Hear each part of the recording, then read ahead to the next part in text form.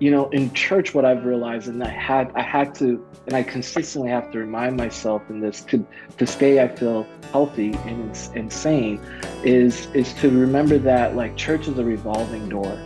We're getting people in and out every single Sunday, every single week. I do think though, with the younger generation, what they are seeking is and what I'm experiencing is more mentorship, right? That it's the true discipleship. Like, hey, Boom. come in. I want to invite you and come and walk life, come and experience life with me.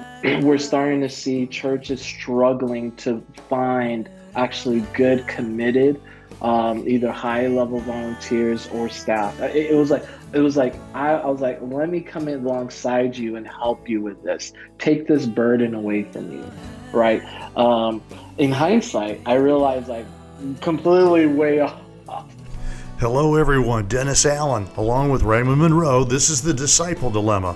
And today we want to talk about a peculiar thing, challenges facing disciples. Now, you've heard us use that title before, but never with executive pastors. And we've got a great conversation today with Kevin Bugingo, who's the founder of XP Gathering. That's Executive Pastor Gathering.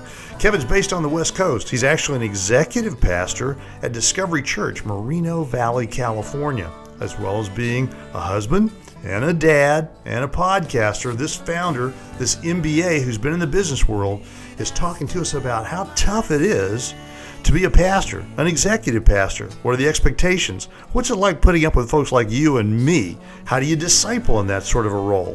What are some of the strategic challenges facing churches, pastors, staffing, leadership in churches as we try to make disciples and as we try to reach out to a world? Those kinds of questions are going to get answered today with Kevin as Raymond and I speak with him. Here we go. Kevin Bugingo, we are so grateful you would join us on the Disciple Dilemma. Thanks and welcome. Thank you to be here, Dennis. Thank you, Raymond. I'm looking forward to having this conversation and just talking kingdom stuff and building God's kingdom. I love it. I geek out about this thing. I want to spend some time probing the mind of the executive pastor of Discovery Christian Church and who's also the founder of XP Gathering Network, the Executive Pastor Network. Kevin, I think Raymond and I keep hearing all the time that it's really challenging to be a pastor, and for an awful lot of reasons. But we wanted to hear firsthand from you. What are the stories that you have and or you hear, if you were to give us a minute or two summary of life as an executive pastor in your world today? What's it like out there? Life as an executive pastor is, just be ready to have wearing multiple hats, to be flexible on shifting and changing vision or strategy for Sunday to Sunday. Being an executive pastor is being. I always kind of illustrated in this way: being like healthy. You're a good, healthy, like um, meat patty and being sandwiched being sandwiched by the vision of the lead pastor, being sandwiched by the pressures and the demands and the changes and the requirements to serve the staff underneath you. And so, and there's not a lot of outlet to just, to expand and stay healthy. But yeah, you get tension from above and underneath, and you literally are managing that tension on a weekly basis.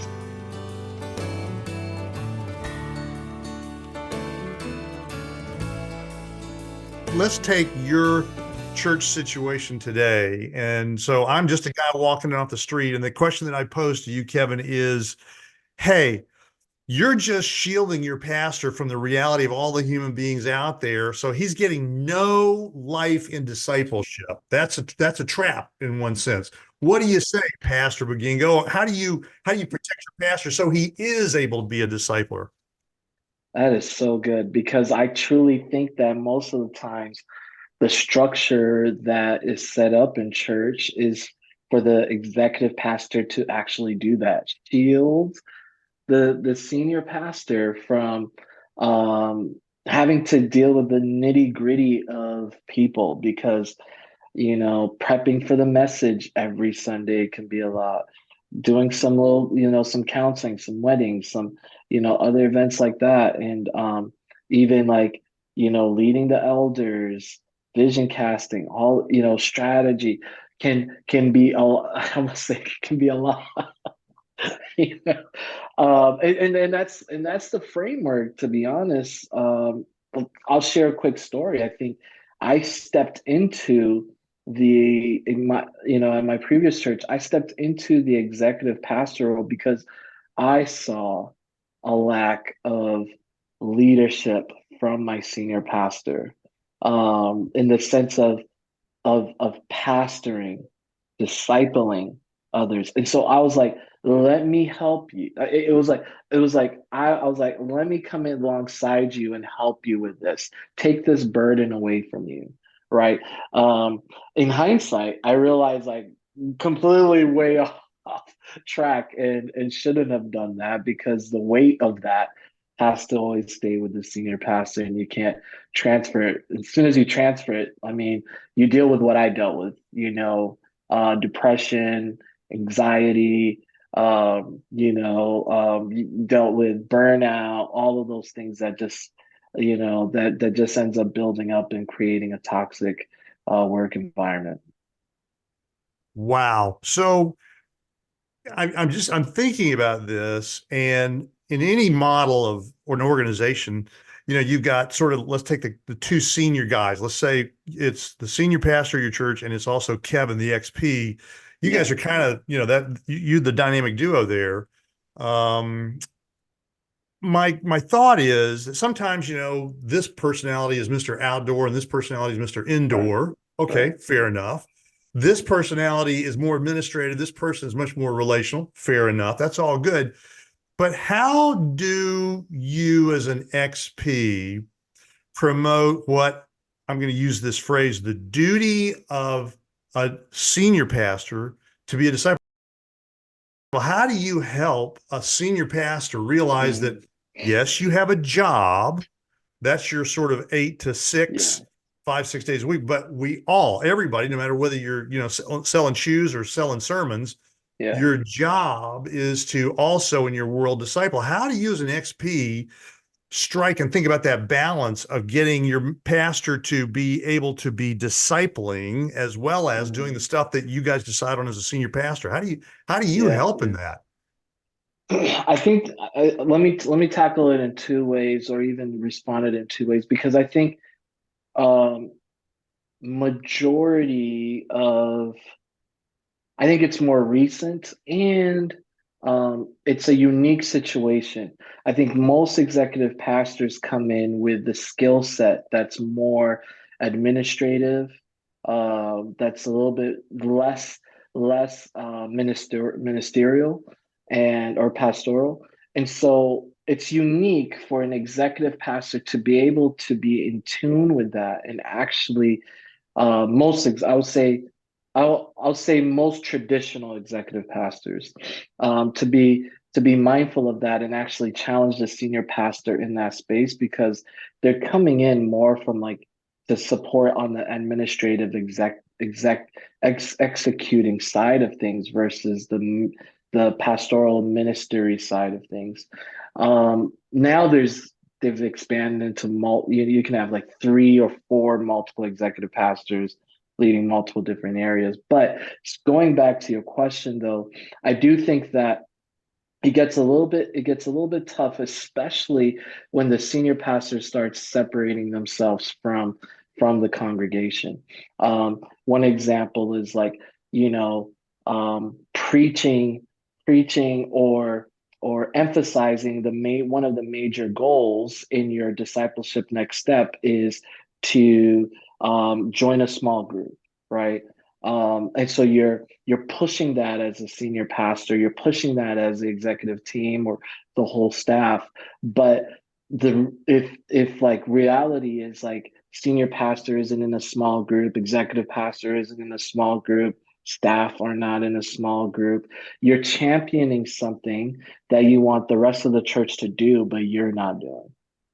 So you see a lot of dynamics like that, a lot of situations like that with some senior pastors, some executive team members, some staff members, and those are elements that we see as a framework of what God's church should be doing on a weekly basis or even daily basis.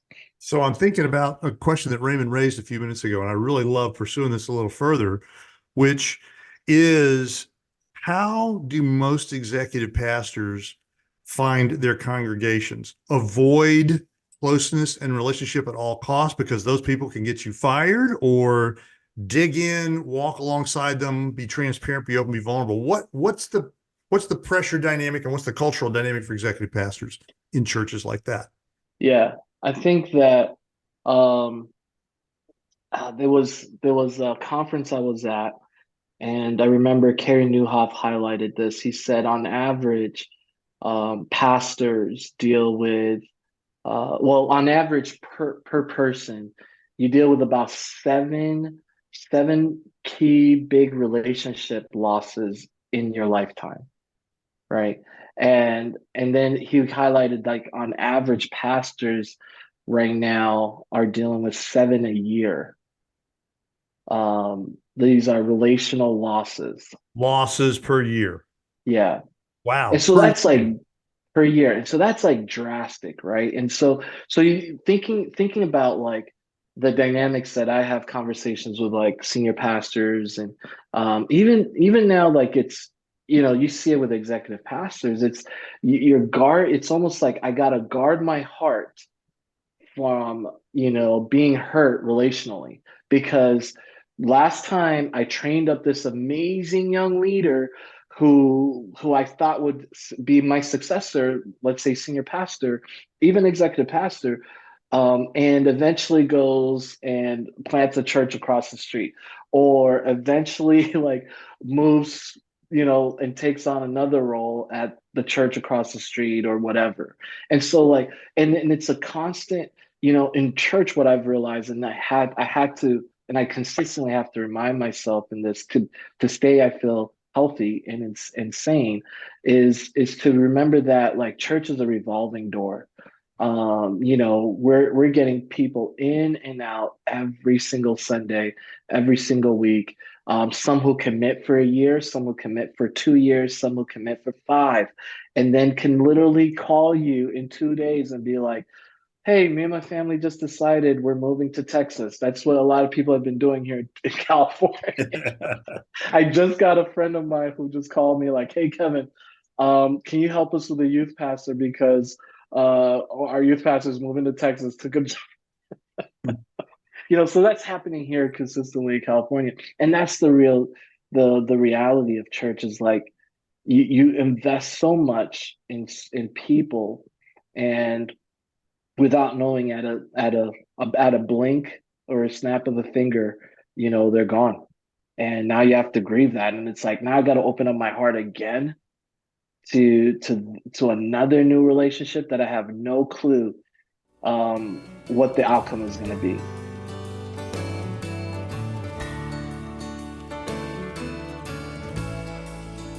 What do we need to do different to have communities of people who care for each other? I mean, we put them in small groups and make them get together once a week and share spaghetti, and that's supposed to build community.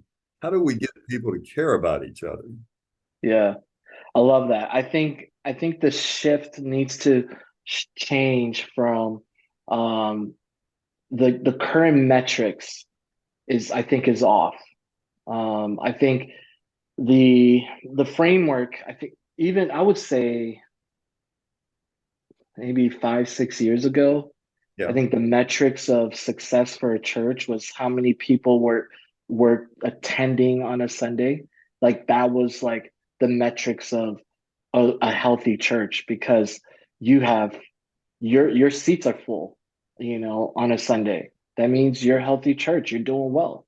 But I think as executive pastors and even like church leaders have started to dive a little bit deeper, I think COVID honestly revealed that more because all of a sudden, like Sunday attendance dropped, and now we had to measure success a little bit different, and recognizing most churches lost about 2/3 of their attendance even when they reopened. But the one thing that stayed consistent overall, like giving was stayed the same for most churches. And so it was kind of a reflection of like, oh wow, like we were really functioning off of like 1/3 of our members really invested at, in the work of what God is doing here at this church. And so I would highlight that, like, we have to look at what are we measuring, and instead of measuring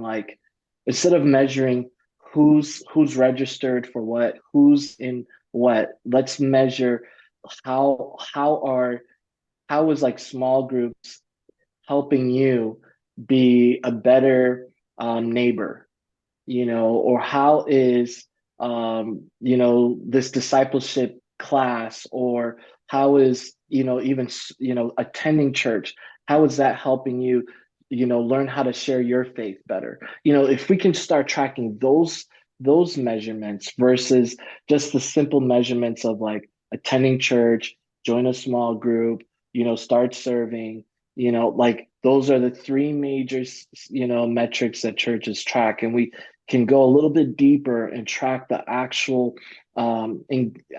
actions that our members are taking to just grow the kingdom of God in their community.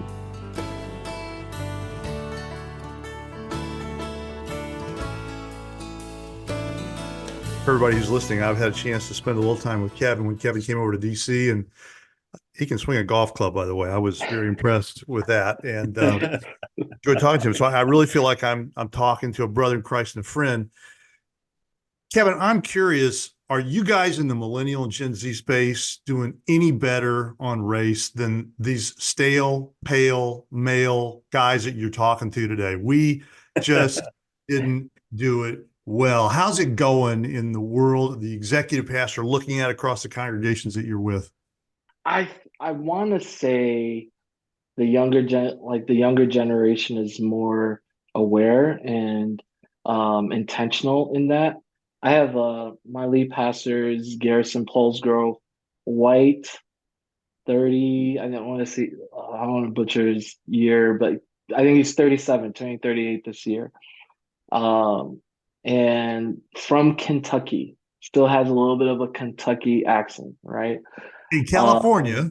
in California. He's been in California for a while though. But I mean, he's a Kentucky native, and he's, coming to this church. He brought he brought on the first Black guest pastor out of our, at the time, maybe 37 years of doing church here in Moreno Valley, and was intentional and has been intentional on making sure there's diversity on stage all the time, every Sunday. I think actually there was one recent Sunday, just because like somebody canceled and the whole team was white. And he was like, I don't want to see that. And I was like, okay, all right. I love it. But I love that intentionality, because it's like, because I didn't even like press on that as much, right? And not so I do think, to answer, I think that there is a certain degree of like the younger generation pursuing diversity, and seeing the church a little bit more diverse. How in the world, in terms of trying to integrate, how does discipleship work both within those two communities, and how do we begin to bring those communities together so we learn from one another and actually begin to grapple with the differences we have? Yeah. That's a good question. I think that, one of the things I'm trying to do with our network is literally, and that's my intentionality with our network, is to be diverse. And so our XP Gathering network, I think we just dropped our numbers, or some of our stats from 2023, but I think we have like 30% female representatives in our network who are leading at high capacity. We have a good representation of younger leaders who are stepping into those roles. We've enhanced our our Black and Hispanic community into our network. One of the coolest things I love when we put together a gathering is just seeing the diversity of just seeing not only just by race, but even like denomination and Sure. and gender, and just seeing how everybody's interacting and finding out and recognizing like at the end of the day in ministry, we're all facing the same thing. It just might look a little bit different. Strategy might look a little bit different based off of where you are and how or what denomination you're in. But a really exciting thing that I've started to do more recently is to kind of take people out of their more comfortable space. One example, I've been taking about 12 to 15 pastors out to Wyoming, every year. And it's a great experience, partnership with Refuge, who serves pastors. And but I'll give you an example. So part of the activities, right? You're in Wyoming, what are you gonna do? Like there's fishing, there's riding a horse, there's hiking in the mountains. It feels like very different from one of my good friends who's in Pasadena, city boy, black pastor. I'm trying to invite him to, come out with me to Wyoming. He's like, to Wyoming to do what? I'm like, fishing. And he starts laughing. And not that, I think that's not just for a black person, but anybody who's like city, if I talk to a New York Italian, like, from like Brooklyn or something, they'll probably say the same thing. Like, what am I going to do? City I don't Slickers, even know. right? It was a Billy Crystal. And so I think like being able, but I, taking some of these guys out of their comfort zone and in a mix of other brothers and sisters in Christ, slowing it down and getting to sit down and grab a meal together and find out like, man, we're actually more in common and have actually the same issues of trying to move people along in discipleship. We're having the same issues of members hurting our feelings and like or rejecting us and like all of those different things. We have all of those things in common. We're all questioning imposter syndrome of like if I'm supposed to be in this role or not, or is God transitioning me out? Like we're all dealing with the same issues in regards to our roles. We're talking with executive pastor Kevin Bugingo, who is also the founder of XP Gathering Network in California, from Massachusetts, dad, podcaster, pastor, and he's got 2 daughters. So when we come back, we're going to get him to give us the MBA take on the strategic issues facing the XP world. Stick with us.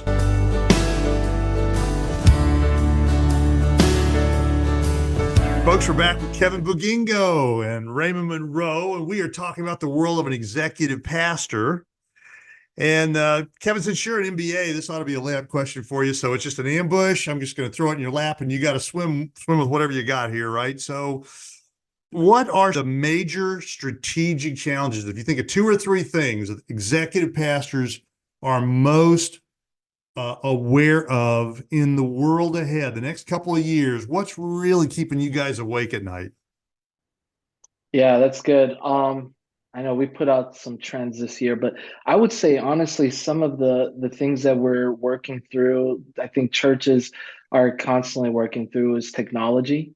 It's always been highlighted that churches are always somewhat like 10 years behind than like what's already out there marketplace wise. And so just kind of catching up to it. I remember when COVID hit, there was a few churches that were calling up and trying to get, advice and consulting on how do I get on Facebook Live? How do I stream my service?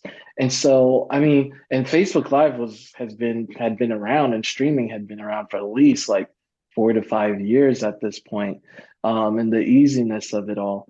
Um, And so like just kind of seeing like the how behind churches are with technology. And I think technology is such a great tool right now because my I'm gonna have to confess, my we just bought my 9-year-old a phone for Christmas.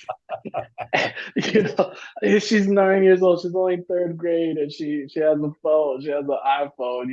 I bought it mostly because I'm like, she's really gonna use it more like an iPad, but and I'm inactivating the number, but still. I mean, these kids are like 1 year olds. You're seeing them as soon as they know how to like, have mobility. They're like know how to turn on your phone at like a few months old, and so I think we're for sure in the days of technology, and with the church not staying on top of technology and utilizing it as part of their discipleship, are missing out on a huge opportunity. They're missing out on how to engage their members where they're at. And then on top of that, I would say another strategic thing that we're thinking through and constantly evaluating is really a leadership. Um, it's not it's in line with discipleship development, but leadership development within that. Just because like we're starting to see churches struggling to find actually good, committed, either high level volunteers or staff. What I've already started to do the last 5 years is create a leadership pipeline. Just right out of high school, it's like, hey, let's start developing you.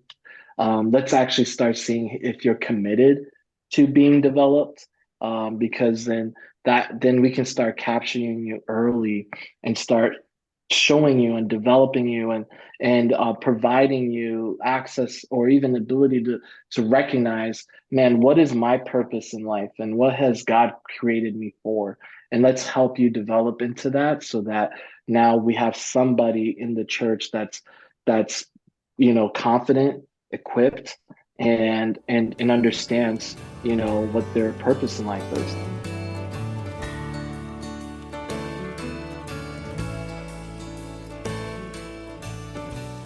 mm.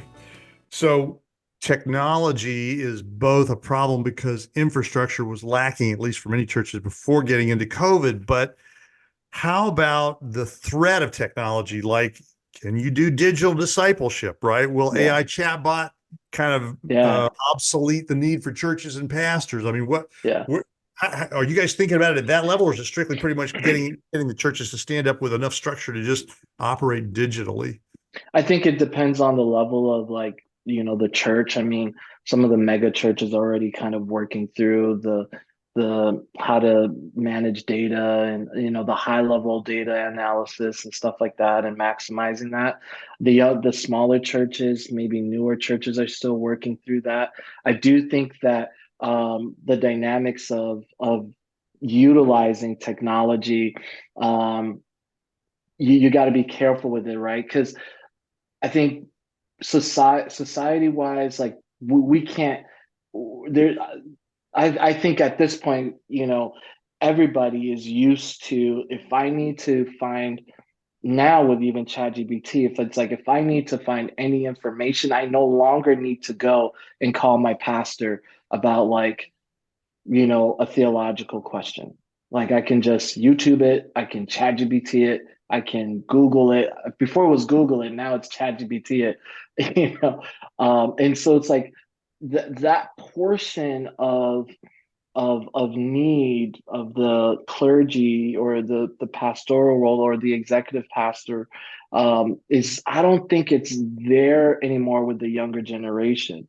I do think though with the younger generation, what they are seeking is, and what I'm experiencing is more mentorship, right? That it's the true discipleship. Like, hey, Boom. come in. I want to invite you and come and walk life, come and experience life with me. Let's go on a hike together and talk life and talk, come into a church meeting with me and see how like we have conversations about Sunday or this year's sermon series.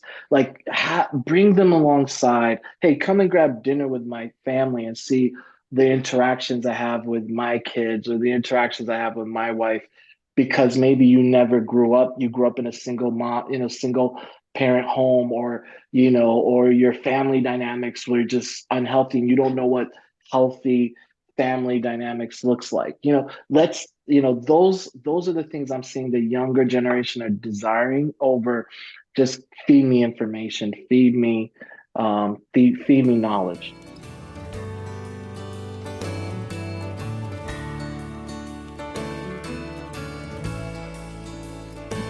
You are living in a world, and you brought this up a minute ago, where people are saying everything I need to know, whether it's theology, taxes, or Yeah. how I should go date somebody, I can get online. And then you just made a beautiful statement. I'm so thankful you said this.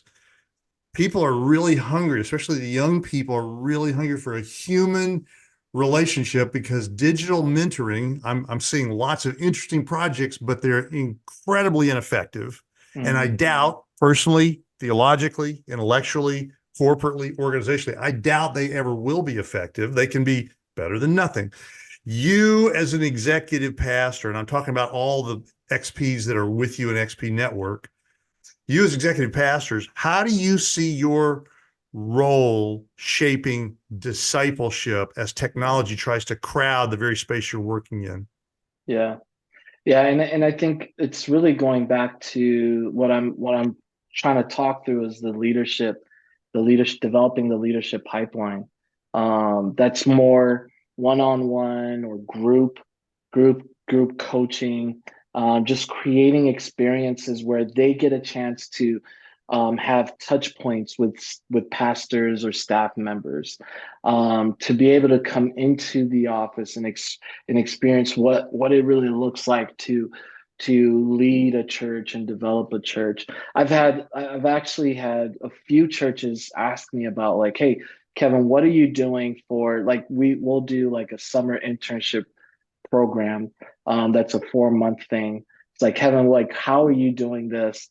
Because I need to develop something beyond just like the system process of your next step, right?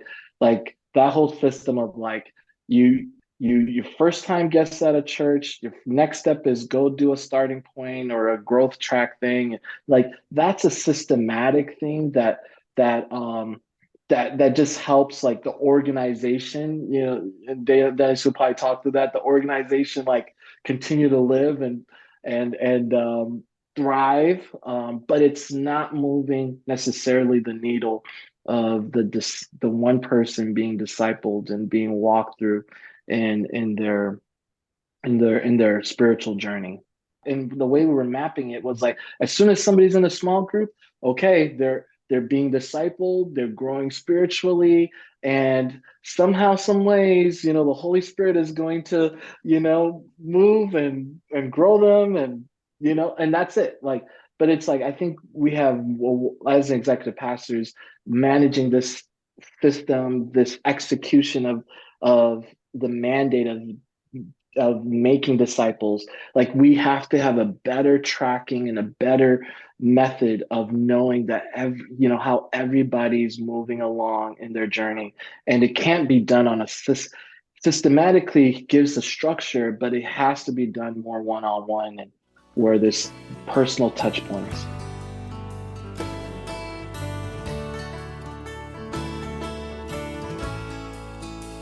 Raymond, how would you set up a metric on discipleship if you were going to try to measure?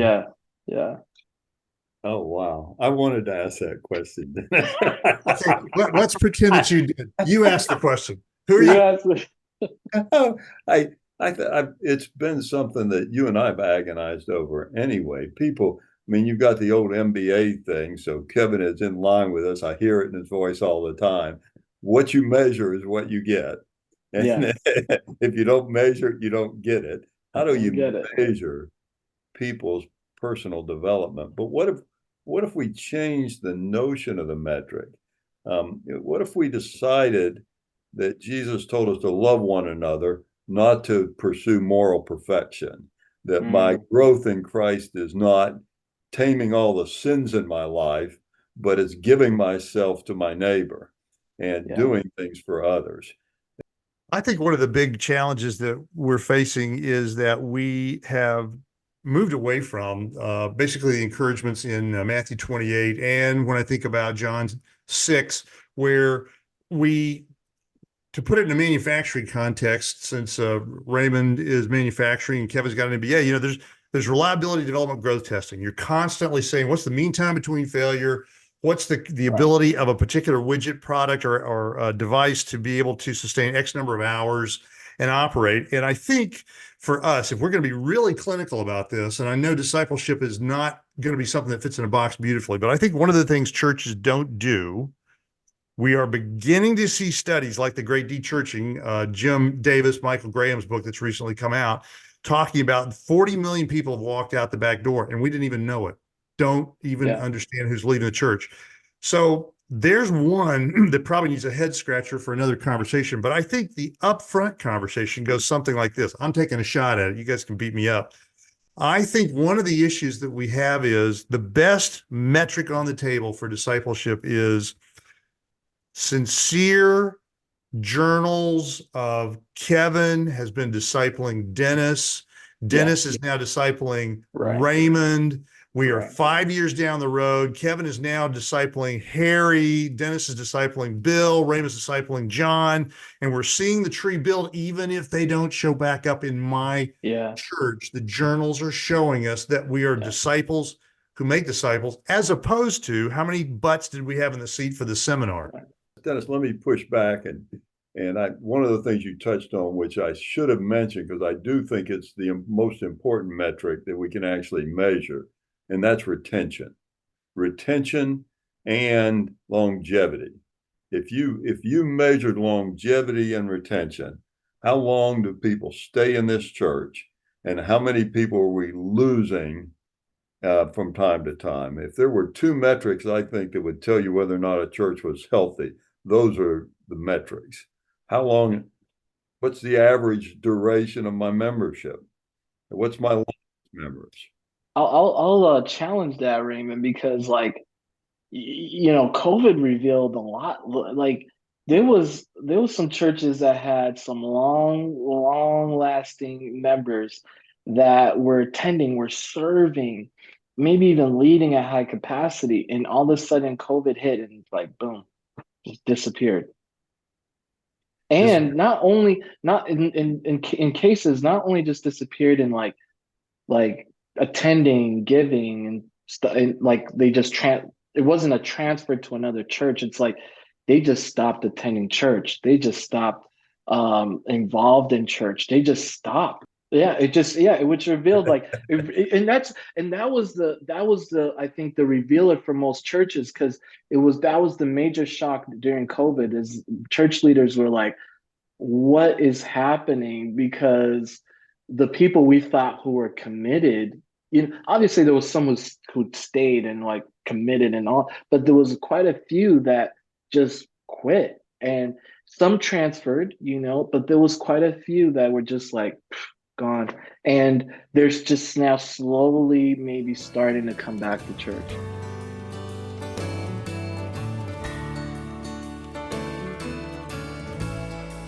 I'm thinking that there are a number of leaders, executive pastors, small group leaders, some senior pastors, some very isolated, lonely pastors, Kevin, and they're looking at you on this podcast and going, can you help me? What message would you want to convey to people about being a pastor, an executive pastor, a challenged pastor in the times that we're in? What would you like to say as your final minute, since you own it, as we close up today?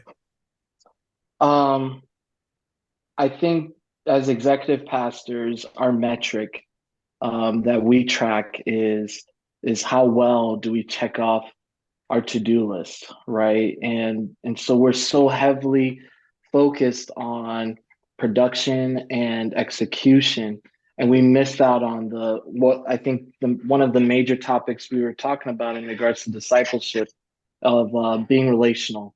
And so I just would encourage us to invest in that. Invest in three areas. Be relational with God. Invest in that because, sometimes we can get caught up on, my work is my relationship with God, right? Like my ministry work is, and it's not. It's just work. It is work. And so just being able to differentiate that and spend the quality time with God, spend the quality time with yourself and your family, and then spend the quality time with the people, literally the people that God trusts you, your church to, that walk into your doors every Sunday, every program that you guys are hosting, every service you're hosting, trusting that you guys will lead them not to a system, not to a next step, but to God. And I think that that would be the game changer. I'll kind of highlight with this since I didn't drop a verse, but it feels like it's adequate in this space. Matthew 7. I love Matthew 7. I love all of Matthew that just talks about kingdom of God and the king. Matthew 7:22 highlights, on that day, many will say to me, Lord, Lord, did we not prophesy in your name and cast out demons in your name and do many mighty works in your name? And then will I declare, Jesus says, I never knew you. Depart from me, you workers of lawlessness. I just that's a verse that constantly challenges me because it's like, man, how many of us are serving for for his name's sake and are like literally prophesying in his name, doing all these things in his name, seeing people saved in his name.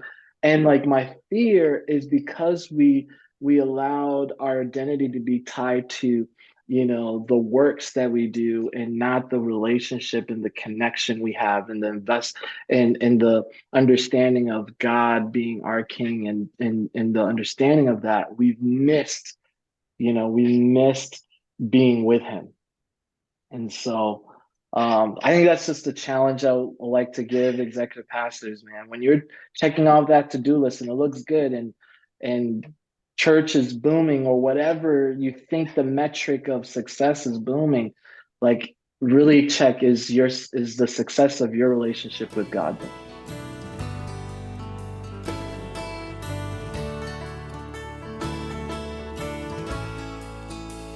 Kevin, I want you to wrap up on two fronts. The first one I want to ask is, if people want to creep your world and figure out what's going on at XP Gathering Network, how do we find you and what do we do about it? Tell us where to go look, and we'll put this on the screen. Yeah. No, just follow us at XP Gathering on IG or Instagram, and Facebook is also XP Gathering. You can follow us there. We do have a private network, digital network that we engage in as well, and you can find those links on our Instagram or website as well. Our website is xpgathering.com. Raymond, I don't know about you, but I've really enjoyed this chat with Kevin. Oh, yeah, it's been great fun. I love it. Yeah, same here. I've enjoyed it, Raymond, connecting with you, and Dennis, always a pleasure. Kevin, thank you for being with us today on the Disciple Dilemma. Thank you. Would you help the church think more about discipleship? Would you help us get the conversation started to talk about the biblical discipleship Jesus gave us? Please follow us. Our website, www.thediscipleddilemma.com. You can find us on YouTube, LinkedIn, Instagram, Facebook, and all the RSS feeds. If you'd follow or like us, you'll help us get leverage in the digital marketplace to talk about the fact that discipleship needs to be talked about. And as always, folks, thanks for listening.